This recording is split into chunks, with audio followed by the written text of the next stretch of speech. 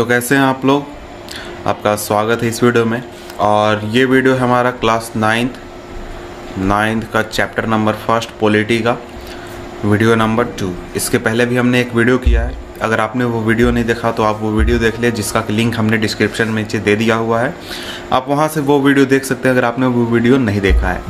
अगर आपने देख लिया है वो वीडियो तो आइए कंटिन्यू करते हैं। हमने यहाँ तक देखा था चिली का एग्जाम्पल देखा था, और अब हम देखेंगे पोलैंड के बारे में, कि देखेंगे कि पोलैंड में डेमोक्रेसी किस तरह से आई और वहाँ पहले डेमोक्रेसी क्यों नहीं थी, किस तरह से पहले शासन चलता था, उस चीज़ को हम देखने वाले हैं। तो चिली का एग्जाम्पल तो हम समझ गए थे अच्छी तरह से कि वहाँ कुछ अलग बात थी। पहले से डेमोक्रेसी थी वहाँ पर, फिर सैनिक विद्रोह हो गया, फिर से डेमोक्रेसी किसी तरह से रिस्टोर हुई। अब हम पोलैंड की बात करते हैं। तो पहले लिखा गया है let us turn to another event, एक दूसरे इवेंट की ओर ध्यान देते हैं। This time from Poland in 1980 की बात है। इस समय में जो पोलैंड था वो रूल किया जाता था पोलिश यूनाइटेड वर्कर्स पार्टी। ये एक पार्टी थी। This was the main communist parties that ruled in this was one of the main communist parties that ruled in several countries of east Europe at that time. तो देखिए उस समय में, यानी कि 1980 के समय में जो ईस्ट यूरोप था, यानी यूरोप का पूर्वी हिस्सा, उस रीजन में बहुत सारे देश थे जहां पर कम्युनिस्ट पार्टी का शासन था। उसमें से ये एक मुख्य देश था जिसमें कि कम्युनिस्ट पार्टी का शासन था।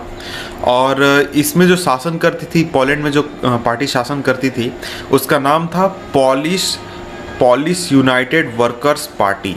पोलिश यूनाइटेड वर्कर्स पार्टी, ये उस पार्टी का नाम था। तो देखिए कम्युनिस्ट शासन का तो आप जानते होंगे, कुछ बेसिक तो आपको समझ में आता होगा। अगर आपको नहीं पता तो मैं आपको बता देता हूँ।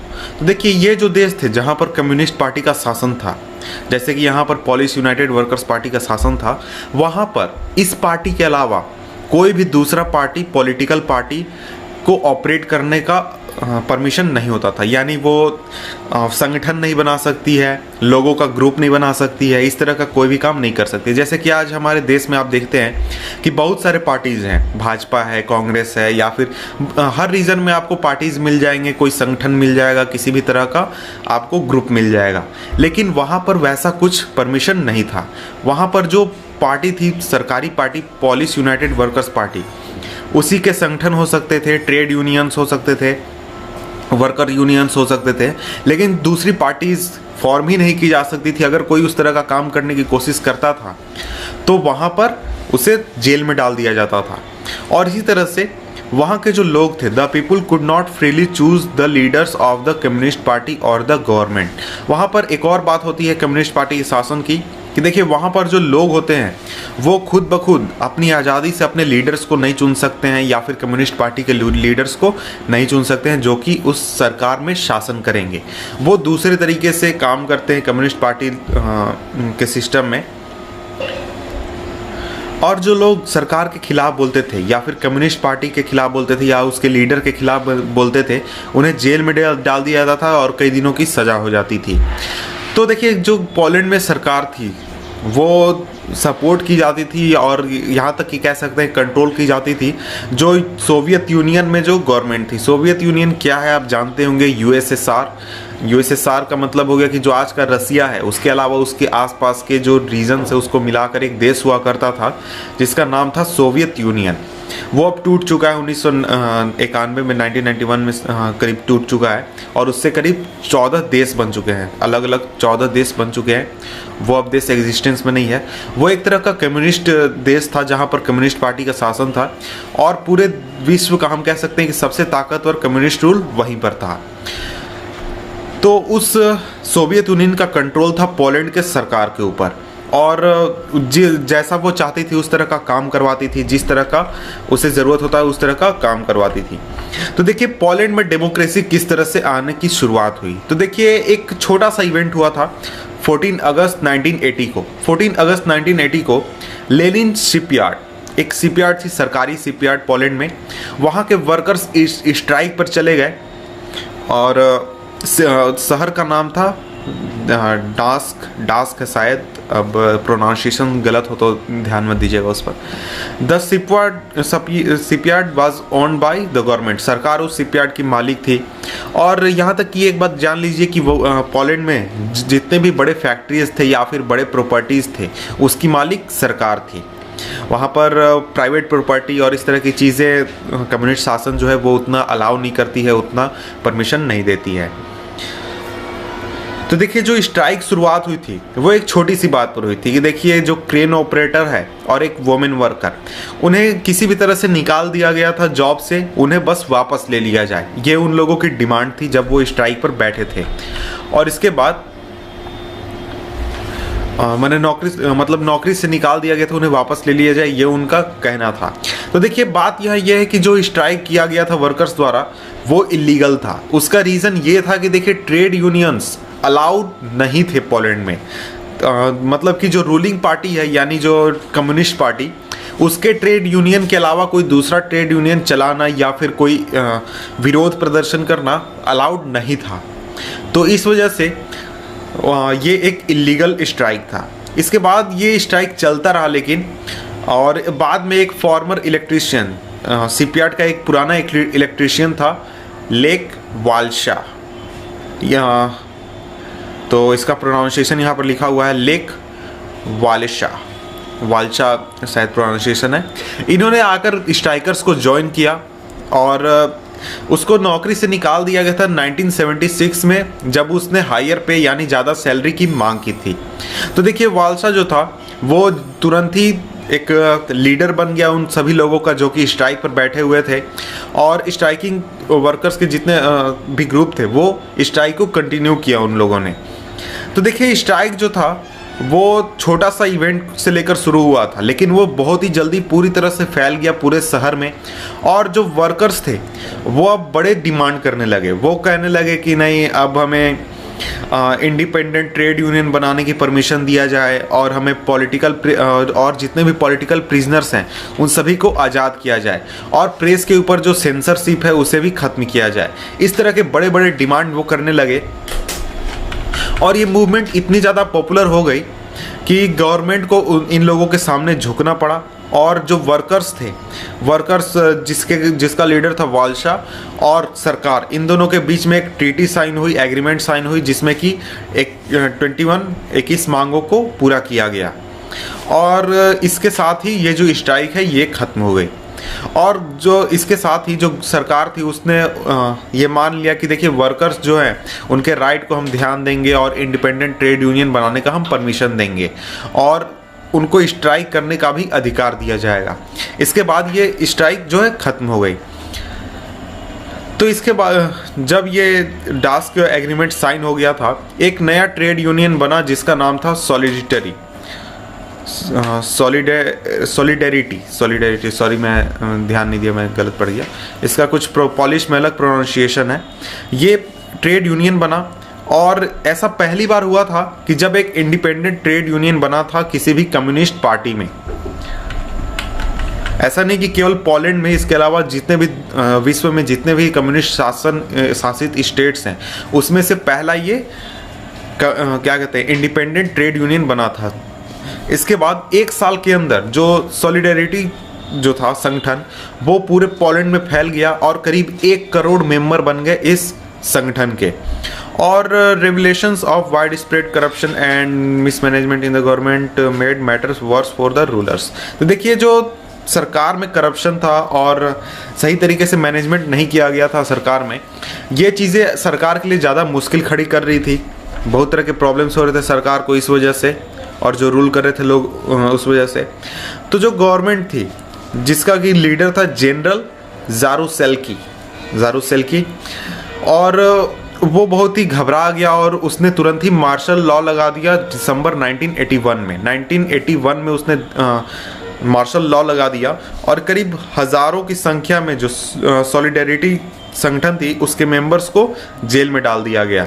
और freedom to organise, protest, express opinion was once taken away. जो फ्रीडम दिया गया था पहले जो एग्रीमेंट हुआ था दोनों संगठनों के बीच, सरकार और सॉलिडेरिटी के मेंबर्स के बीच में, उसे फिर से वापस ले लिया गया। जैसे कि फ्रीडम टू ऑर्गेनाइज, यानी संगठन बनाने का, प्रोटेस्ट करने का या फिर अपने ओपिनियंस एक्सप्रेस करने का, उन्हें फिर से वापस ले लिया गया।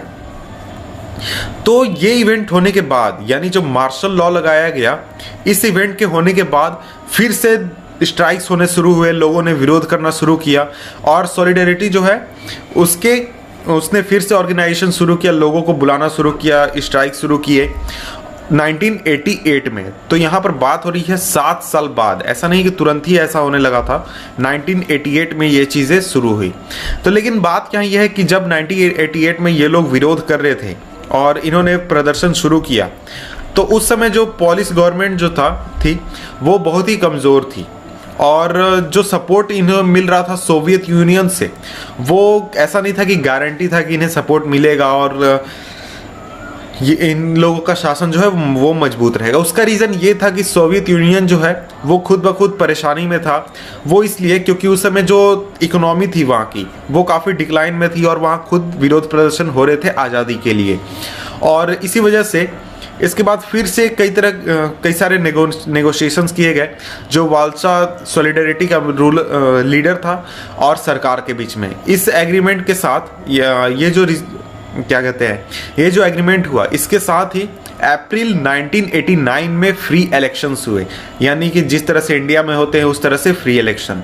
जो संगठन थी सॉलिडेरिटी, इसने करीब 100 सीटों पर चुनाव लड़ा, मतलब सभी सीटों पर 100 सीटों पर चुनाव लड़ा और जिसमें से 99 सीटों पर उसकी जीत हुई। तो समझ सकते हैं कि कितना उसको सपोर्ट प्राप्त था लोगों से। और 1990 में, अक्टूबर 1990 में जो पोलैंड का पहला प्रेसिडेंशियल इलेक्शन हुआ, 1990 में, अक्टूबर 1990 में, और जिसमें एक से ज़्यादा पार्टी कंटेस्ट कर सकते थे, चुनाव लड़ सकते थे। और इस चुनाव में जो वालसा था सॉलिडेरिटी का लीडर, वो पोलैंड का प्रेसिडेंट चुना गया। तो यहाँ से डेमोक्रेसी की शुरुआत हुई पोलैंड में। तो ये समझ गए होंगे पोलैंड का एग्जाम्पल कि पोलैंड में क्या हुआ था, किस तरह से हुआ था, ये चीज़ आप समझ गए होंगे। तो अब हम आगे बढ़ते हैं और अपना नेक्स्ट टॉपिक देखते हैं, और यह है 2 फीचर्स ऑफ डेमोक्रेसी, इस टॉपिक का नाम है। तो यहाँ पर देखिए कहा गया कि देखिए हमने 2 डिफरेंट तरह के रियल लाइफ स्टोरीज देखे। पहला स्टोरी हमने देखा चिली का, जहाँ पर एक डेमोक्रेटिक गवर्नमेंट जो थी, उसे डेमोक्रेटिक गवर्नमेंट जिसके लीडर थे एलेंदे, उसको रिप्लेस कर दिया गया था नॉन डेमोक्रेटिक मिलिट्री गवर्नमेंट द्वारा, जिसका कि लीडर था फिनोशे। और जिसके बाद फिर रिस्टोरेशन हुआ डेमोक्रेसी का, वो कैसे हुआ वो तो आपने पहले देख लिया। और इसके अलावा हम दूसरे एग्जाम्पल की बात करें तो वहाँ पर पोलैंड की, तो वहाँ पर हमने देखा कि देखिए नॉन डेमोक्रेटिक गवर्नमेंट थी वहाँ पर पहले, और फिर आगे चलकर वहाँ एक डेमोक्रेटिक गवर्नमेंट बनी। तो अगर हम इन दोनों को कंपेयर करें, let us compare the 2 non democratic government in these stories, तो देखिए there were many differences between Pinochet rule in Chile and communist rule in Poland. तो यहाँ देखिए 2 तरह के नॉन डेमोक्रेटिक रूल की हम बात कर रहे हैं। पहला जो चिली में हुआ यानी मिलिट्री रूल, और दूसरा पोलैंड में हुआ कम्युनिस्ट रूल। तो ये ऐसा नहीं है कि ये दोनों एक ही हैं, ये दोनों एक दूसरे से काफ़ी ज़्यादा अलग हैं। देखिए चिली जो रूल किया जाता था जब नॉन डेमोक्रेटिक सरकार थी वहाँ पे, एक मिलिट्री डिक्टेटर द्वारा, लेकिन पोलैंड में रूल किया जाता था एक पॉलिटिकल पार्टी द्वारा। तो इन दोनों में फ़र्क है।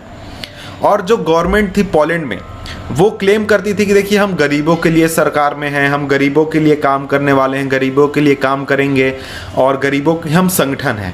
लेकिन जब हम बात करते हैं चिली के फिनोशे, जो मिलिट्री रूल था वहाँ के लीडर की, तो उसने कभी कोई ऐसा क्लेम नहीं किया था, और वो बड़े खुले तौर से जितने भी बड़े कैपिटलिस्ट थे उन सभी को सपोर्ट करता था, फेवर करता था, उन लोगों को कंपनियां खोलने के, फैक्ट्रीज खोलने के परमिशन देता था, और उनसे काफ़ी ज़्यादा करप्शन में पैसे भी लेता था। लेकिन इसके बावजूद दोनों में कुछ कॉमन फीचर्स हैं, उन कॉमन फीचर्स को हम देख लेते हैं। देखिए दोनों में पहली बात यह है कि दोनों जगहों पर जो लोग थे वो अपनी मर्जी के अनुसार रूलर्स को नहीं चुन सकते थे, और वो किसी को ये नहीं बता सकते थे देखिए हमें ये चाहिए, आपको ये करना पड़ेगा, आपको ये करना पड़ेगा, वैसा वो नहीं कर सकते थे। दूसरी बात, दोनों जगहों पर लोगों को आज़ादी नहीं थी। वो अपने ओपिनियन को एक्सप्रेस नहीं कर सकते थे, पॉलिटिकल एसोसिएशन नहीं बना सकते थे, प्रोटेस्ट नहीं कर सकते थे और पॉलिटिकल एक्शन नहीं ले सकते थे। ये दोनों जगहों पर था, चाहे हम मिलिट्री रूल की बात करें और चाहे हम कम्युनिस्ट रूल की बात करें। तो इसके बाद the 3 democratic government identified above, Allende Chile, Walesa Poland और मिशेल्स चिली। तो देखिए यहाँ पर चिली की 2 बार बात की गई। उसका रीज़न ये है कि देखिए मिशेल्स चिली यानी 2006 के बाद, 2006 में जब वो प्रेसिडेंट बनी उसके बाद, एंदे चिली यानी कि करीब 1973, शायद 1973 में उनकी मृत्यु हुई थी, उसके पहले की चिली। और यहाँ पर वेल्सा पोलैंड, जो पोलैंड में 1990 में जो सरकार बनी उसके बाद, ये 3 तरह की बात की गई है, 2 चिली की और 1 पोलैंड की। इसके बाद ये तीनों जो हैं ये अपने अप्रोच में डिफरेंट अप्रोच लेते हैं लोगों का भलाई करने के लिए और सोशल और इकोनॉमिक मैटर्स को संभालने के लिए। जो एंदे थे वो प्रेफर करते थे कि गवर्नमेंट का कंट्रोल होना चाहिए सभी बड़े इंडस्ट्रीज़ के ऊपर और इकोनॉमी के ऊपर। जो वेल्सा था पोलैंड का, वो समझता था कि मार्केट जो है वो फ्री होना चाहिए सरकार के इंटरफेरेंस से, यानी गवर्नमेंट के इंटरफेरेंस से। और जो मिशेल यानी कि 2006 के बाद चिली में, वो इन दोनों के बीच में कहीं थी और वो समझती थी कि सरकार का इंटरफेरेंस होना चाहिए लेकिन ज़्यादा नहीं होना चाहिए। लेकिन यहाँ पर तीनों जो सरकार थी, यानी कि चिली की 1973 के पहले की सरकार और 2006 के बाद की सरकार और हमारे पोलैंड की 1990 के बाद की सरकार, इनके बीच कुछ बेसिक फीचर्स थे और इस बेसिक फीचर में जो पावर था वो एक्सरसाइज किया जाता था गवर्नमेंट द्वारा, जो कि इलेक्ट होती थी जनता द्वारा। ऐसा नहीं कि कोई आर्मी आ गई या फिर अनइलेक्टेड लीडर की एक दूसरे से मिलकर सरकार में चढ़ गए, वैसा नहीं था। चुनाव लड़ते थे, लोग आते थे और फिर अपने वादे करते थे और फिर उस वादे को पूरा करते थे। ये चीज़ें तीनों जगहों पर मौजूद थी। इनके अप्रोच अलग थे, सोशल और इकोनॉमिक मैटर्स को छूने के या फिर उसको सॉल्व करने के लेकिन इनके जो फंक्शनिंग थे कि वो लोगों द्वारा चुन के आते थे, लोगों के एस्पिरेशंस को पूरा करते थे, लोगों के से किए हुए वादे को पूरा करते थे, ये तीनों में सेम थी। और जो लोग थे वो जो बेसिक पॉलिटिकल फ्रीडम्स होने चाहिए वो लोगों को प्राप्त थी इन तीनों कंडीशंस में। तो यहाँ पर देखिए जो 2 स्टोरीज हमने देखी तो उससे हमें एक रफ वे पता चला कि डेमोक्रेसी क्या होती है इस चीज़ को समझने में। तो सिंपली अगर हम डिफाइन करें तो यहाँ डेफिनेशन लिखा हुआ है कि डेमोक्रेसी एक गवर्नमेंट का फॉर्म है। Democracy is a form of government that allows people to choose their rulers.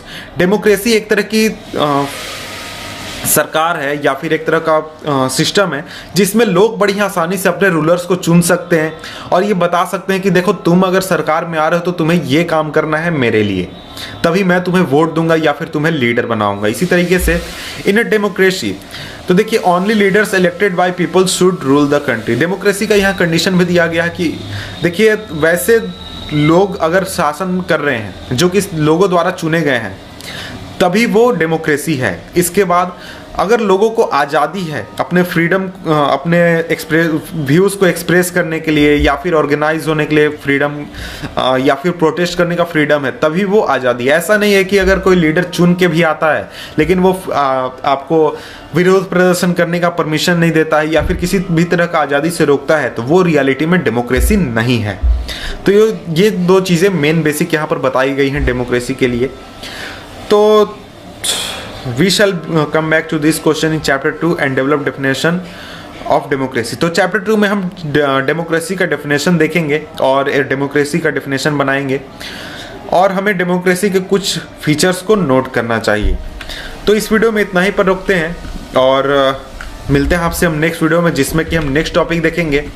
और नेक्स्ट टॉपिक है हमारा, देख लेते हैं नेक्स्ट टॉपिक हम क्या पढ़ने वाले हैं, the changing map of democracy. तो हम देखेंगे 1.2 में कि किस तरह से जो डेमोक्रेसी है वो पूरे विश्व में फैली और कहाँ से डेमोक्रेसी की शुरुआत हुई।